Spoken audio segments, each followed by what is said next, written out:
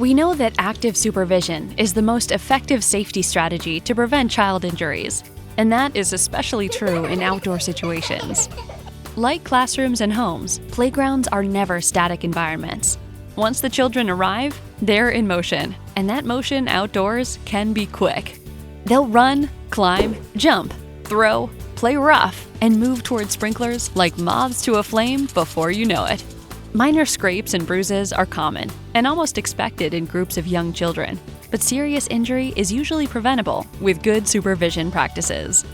Very few things move as fast or unexpectedly as a small child with pent-up energy let loose outdoors.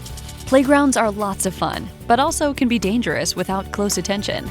The metal, chains, edges, corners, and heights all have inherent dangers that need to be monitored at all times. The outdoors are full of distractions: people, animals, vehicles, and sights and sounds of all kinds.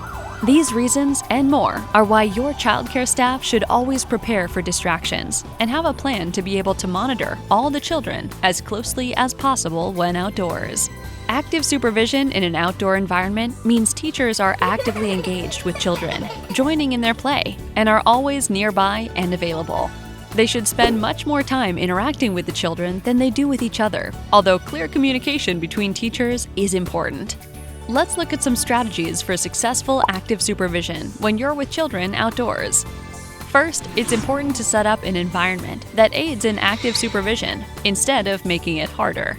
Make sure any playground equipment is placed according to safety rules, ensuring fall zones are large enough and have adequate fill materials to meet safety requirements. Regularly inspect the area for any potential hazards. Identify hotspots where children are more likely to need assistance or where visibility can become obscured. Perhaps most importantly, ensure that all children can be seen and heard at all times. This can be accomplished using zone assignments for adults. Position staff around the area, facing in toward the playground. Staff should avoid sitting or standing together on the playground and move throughout the area regularly.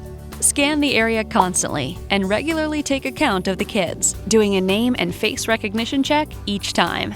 You must have a process in place to account for children who arrive late or leave early so that your group count is continually updated and accurate. Listening is just as important as watching, so avoid any sound distractions and make sure you pay attention to what you hear as well as what you see. If a child is known to climb objects when you're inside, it's more than likely that they'll do the same outside.